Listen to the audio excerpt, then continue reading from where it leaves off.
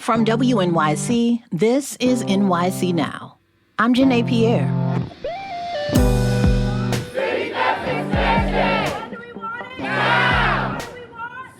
The CityFHEPS voucher is the largest municipal housing assistance program in the country. Before becoming mayor, Zohran Mamdani campaigned on extending the program, which helps more than 65,000 households across New York City. But that extension hasn't happened yet. On today's episode, we meet some of the people who depend on this assistance. But first, here's what's happening in our area. City officials are criticizing immigration enforcement after a clash outside a Bushwick hospital over the weekend. Police say officers responded to a crowd outside Wyckoff Heights Medical Center after federal agents brought a detained man there for care Saturday night. 8 people were arrested. Here's Mayor Zohran Mamdani. ICE raids are cruel and inhumane. They do nothing to serve in the interest of public safety. And I've said that even directly to the president. Here in this city, you hear it from so many New Yorkers, the impact of this. And I think it is clear for everyone to see. A Department of Homeland Security spokesperson says several vehicles were damaged and officers suffered minor injuries. Food pantries across New York City saw twice the number of visits from families with children last year than before the pandemic. The new numbers were released by the food rescue group City Harvest. The group says child hunger rates have remained stubbornly high as the cost of food and housing has risen. Edwin Pacheco runs Redemption Red Hook Food Pantry. He says he's seeing more families who are struggling to make it to the end of the month. Families that are trying to make their dollars stretch a little bit more are working or are in school, but just need additional assistance. Cost of living in New York City is outrageous. Pacheco says many families are primary caretakers or grandparents caring for young kids. Pantries saw an average of 1 million visits by families with children every month. It'll cost a little more to catch the PATH train. A new fare increase went into effect Monday. A single ride is now $3.25. Unlimited passes are also getting pricier. A 30-day pass will cost $131.50. Reduced fares for eligible riders stay at $1.60, and discounts for buying in bulk are still in place. 10-ride and 20-ride options bring the per-trip costs down slightly. The Port Authority says the changes are part of its regular fare updates. More than 65,000 households depend on the CityFHEPS voucher. That's the Fighting Homelessness and Eviction Prevention Supplement. Still ahead, who are these New Yorkers, and why should the program be expanded? That's after a quick break.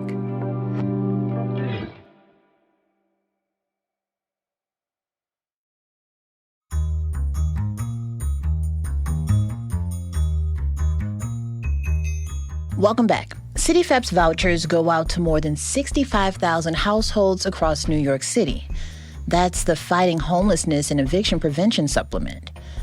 It's the largest municipal housing assistance program in the country. CityFHEPS extension! When do we want it? Now! When do we want CityFHEPS extension? When do we want it? Now! Mayor Zohran Mamdani initially pledged to expand the program during his campaign. But his administration is now saying the program is too expensive, and the city just can't afford it. WNYC and Gothamist reporter Karen Yee spoke to some New Yorkers who are advocating for the program's expansion. Welcome to the show, Karen. Hey, Janae. All right, so I really want to know who these people are who are impacted by this and what's keeping them from qualifying right now. Yeah, that's the question that I wanted to know, too. I mean, this fight over these housing vouchers has been going on for many, many years. There's a lot of legalese over it, a lot of advocates pushing for it across the spectrum, a lot of conversations around money and budget. And I really was interested, like you, in the who. Who exactly are we talking about that is being left out of these vouchers right now? There's basically 4 different categories of New Yorkers who would qualify for a CityFHEPS voucher under the expansion laws passed by the City Council. Okay. The first bucket is New Yorkers who are currently in housing. Right now, the vouchers are for people who are in shelter. The expansion would say if you are facing eviction or at the brink of eviction and you're about to go into a homeless shelter, you can get a voucher. The second category is for New Yorkers who earn too much. There are income requirements, as there are with any of these programs, to qualify for a voucher. Some New Yorkers are sort of stuck in the middle. They're working, but they make slightly too much to qualify for CityFHEPS, but not enough to really get out of the shelter or find their own apartment and afford it. The third category would be New Yorkers that aren't currently working. There's a variety of reasons why people aren't working. Maybe they lost their job. Maybe they have a disability. Maybe they're looking for work. And it would apply to them so that they could be able to get out of the shelter. And the last category is a little bit tricky, right? Vouchers are for New Yorkers who are in shelter, but who are in the city's largest shelter system for adults. The expansion laws would allow the voucher to be for people in specialized shelters, like shelters for young people. Can you introduce us to some of these New Yorkers? Yes. I met a man named Ciro Sollazzi on a bench along Ocean Parkway in Brooklyn. Nice to meet you as well. So Sollazzi lives in a one-bedroom apartment in Kensington, and he's been there for a long time. He's been there for 22 years. And when we met, he was a little nervous to meet me. I'm afraid to leave the house because I don't want to run into the dirty looks from the managing agent and so forth. So. Why was that? Well, he's facing an eviction notice. So he was sort of wary, looking over his shoulder, concerned that management would come out and give him a dirty look because he owes them 2 years of money. It's been quite stressful.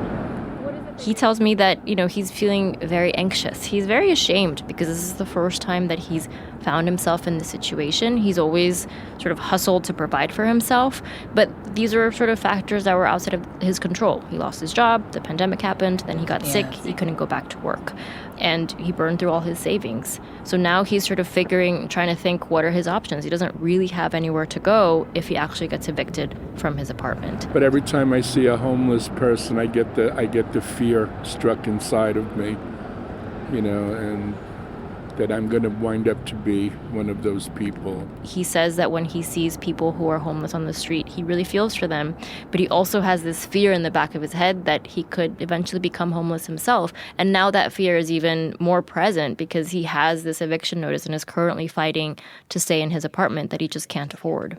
Yeah. So how would an expansion of the voucher program help Sollazzi, if his issue that he hasn't paid his rent in 2 years? Right. So the vouchers allow tenants to pay 30% of their paycheck toward rent, and the city will subsidize the rest. Currently, Ciro's rent is almost everything that he makes in a month with his disability payments and his SNAP payments for emergency food assistance. So he has to choose between using all of the money to basically pay his rent, which is $1,200 a month for his one bedroom, or having enough to eat, or being able to afford other things for his home and to live. The voucher would allow him to keep up with future rent payments because he would only have to pay 30% of whatever is coming into his paycheck or his bank account. But the rental arrears, what he owes for 2 years, you're right, that's still an issue. And so he's pursuing another avenue, which is an existing program called a one-shot deal, where you can apply and the city will help cover your rental arrears for whatever time period. So that would sort of reset him. But even if he is reset, there is no way he can afford future rent payments without something like a CityFHEPS voucher. Yeah. And right now, to qualify, you have to be in a shelter. And Sollazzi obviously is in housing. To qualify, he'd have to leave his home, enter a Department of Homeless Services adult shelter, then apply for CityFHEPS, then find an apartment where he could use that voucher, and potentially find an apartment where the rent is much more than the $1,200 a month that he's paying. Yeah, right. Because you mentioned that he's in a rent-stabilized unit, That's right? That's right. Yeah. So basically, he would have to face that fear of homelessness. Exactly, and that's what he's scared of. He's never had to be there before, but right now he's sort of stuck. He can't really go back to work. He's sick. He has a disability. There's no way for him to make more income. Karen, what about New Yorkers who are trying to get housing? I spoke with 32-year-old Kevin Joseph Cuffy. Hi, I'm Karen. Nice to meet you. He's currently in a shelter in Bushwick. Now, Cuffy works full-time, and he earns about $19 an hour, which is over minimum wage, but it's too much to qualify for a voucher. And yet, it's not exactly enough for him to save up and be able to get his own place and really stay there. I feel like I'm probably just going to end up back in the shelter.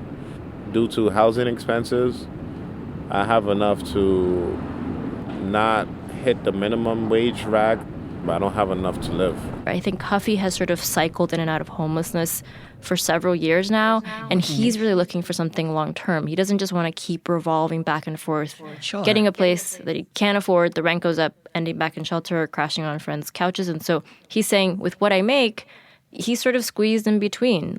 He earns too much, but too little. Yeah, and that's because a single person can't earn more than $31,000 a year to qualify for a voucher. And Kevin, as you mentioned, is working, making around $40,000 annually if, he's working full time. Right. And the expansion laws would boost that to about $56,000 for an individual. Right now, people are a little bit in a catch-22 and potentially making those decisions. Do I take fewer hours so that I can qualify for the CityFHEPS voucher and then maybe get it, but that could limit your career mobility, right, your opportunities, just what's coming into your bank account as well. Yeah. It's like, do I put out less in the world to get more for my life? Right. It's a really hard, I think these are the decisions that people are navigating constantly when they're struggling and trying to find their way into systems that can be very onerous. Yeah. There's also the question of youth shelters, right? Yes. I met Lajoy Clark. She's 20 years old, and she was living in a youth shelter, but she doesn't qualify for vouchers because she's not in the traditional adult shelter system. Like I explained, there are 5 different city shelter systems. The biggest one, and the one people are most familiar with, is the adult shelter, which is run by the Department of Homeless Services. But there are other shelters that are specialized for different groups of people. One of those is for young people, youth, runaway homeless youth. And vouchers, CityFHEPS vouchers right now are only for people within the adult population run by the Department of Homeless Services. So shelters that Lajoy Clark was in, which is a youth shelter run by a different city agency, they're not eligible. For her to be eligible, she's 20. She would have to leave the youth shelter, which is, those tend to be smaller. There are programs specifically for young people because, your brain is still developing. Maybe you've never held a job. Maybe you want to go back to school. Yeah. There's other needs that you have when you're a young person experiencing homelessness other than sort of being mainstreamed into the general adult population. So Lajoy would have to enter a women's adult shelter to then be able to apply for CityFHEPS. And she says she just doesn't want to do that. She's been through a lot in her life. She's nervous about what an adult shelter could be. There's different personalities. People have different situations going on in her life. Yeah, and some people think it's dangerous. Absolutely. And it can be dangerous. I mean, there are reports of violence and assault at some of these shelters. And it could be large, right? There can be congregate settings, as many as 200 women. And in the youth shelter, it's a much more smaller space. But Lajoy wants to move on with her life. She wants to be able to maybe go to nursing school and get her own place. And so when we met last month, she was actually getting ready to leave. She was getting ready to leave the shelter system and just leave New York City where she can get a job and find more affordable housing.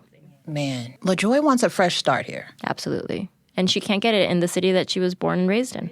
That's so sad. But, Karen, that's the story for so many New Yorkers who were born and raised in this place. It's impossible to afford the city. Right. And I think her point is, I think she wants the city to be able to create more opportunities for young people. I think there are reports of really high unemployment rates, particularly for youth.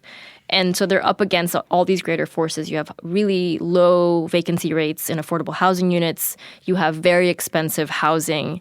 You have unemployment rates and sort of Lajoy in the middle of it trying to navigate all this and not able to get a voucher. Let's talk a bit about the Mamdani administration and where they stand in all of this, because so many of these people that you've spoken to sound so desperate for help, making the city work for them, right? Like Lajoy. She's leaving, like we said, because she can't afford to be here. Mayor Mamdani, as I mentioned earlier, campaigned on expanding this program, but now he's pulling back on that. What is his administration saying now about why they're pulling back? The main argument here is cost. He did campaign. He said, I will expand the CityFHEPS laws. These were a package of laws passed by the city council in 2023. And former Mayor Adams said, no, I'm not going to expand this. They took him to court, and it's this ongoing battle. He said, I will drop litigation. I will expand these laws. Then he took office. He saw the budget. There is a yawning budget deficit. And he said it's just too costly. It's not feasible for the city to do. So right now, CityFHEPS actually costs $1.2 billion. His administration estimates that expanding CityFHEPS in its entirety would drive those costs up to $4.7 billion by 2030. And to give you a sense of the scale of that, that's the basically the entire budget for the entire Department of Homeless Services agency. Oh, wow. Okay. So now what the mayor has done is he's appealing a court decision that ordered the city to expand rental assistance and sort of echoing and taking a page from his predecessor, Mayor Eric Adams, even though he opposed it on the campaign trail. But expansion advocates say this would actually save the city money, the expansion. Yeah, they're saying whatever the city is paying or could pay in vouchers would save them money in the long term, save them money in terms of what they're paying to house people in shelter, so people would be avoiding shelter in the first place. Shelter can cost, for a single person, $142 a night, which is $52,000 a year. And if you're keeping people like Sollazzi, right, we talked about his rent-stabilized unit. That's $1,200 for a one-bedroom a month. Mm-hmm. If he would have to go into shelter, the city would be paying for his shelter costs. Then he would apply for a voucher, have to look for an apartment, and potentially find an apartment that is much more expensive than the $1,200. And so the city would actually be paying more for a voucher later on and for the shelter than if they would just give him a voucher right now. That's their argument about how the city can actually, yes, it is a costly program to run, but they're saying it's costly because it works, right? And it can work to sort of alleviate the shelter population, but also prevent people from entering the shelter system in the first place. Yeah, and who wants to force a man in his 60s into the shelter system in the first place? You're exactly right. There's also the level of like emotional trauma, right? That you're sort of sparing people from having to enter a very crowded shelter system. Yeah. So where does this stand right now? Is there any sign of a resolution between the mayor and the city council? Well, I'm told that negotiations are ongoing. When the mayor took office, the administration was in conversation and trying to reach a settlement and a compromise with several of the groups that are involved in this. You know, some ideas that were floated were let's expand some parts of it, but not all of it. The negotiations obviously didn't get anywhere, and the mayor filed his appeal in court because he was up against a court deadline. So the court case is proceeding. That probably will take a few months to resolve itself as sort of both cases file their arguments. In the meantime, negotiations are happening, so we may see a compromise and some sort of settlement outside of court before then. But, as we talk a lot with you on the show, the housing crisis continues, the affordable housing crisis continues. People like the 4 New Yorkers I spoke to are still having to make tough decisions about whether they stay in the city, what kind of work they take, where they can live. And it's really stressful for them. Very stressful. I was just reading an email from the case manager for Lajoy. I was asking how she's doing. She moved to Niagara Falls, and he was telling me that we've been in contact with her. She seems to be happy and is employed while adjusting to a slower-paced lifestyle outside of New York City. I love that. I love to hear that. That's WNYC's Karen Yee. Thanks a lot, Karen. Thanks, Janae. And thank you for listening to NYC Now. I'm Janae Pierre. See you next time.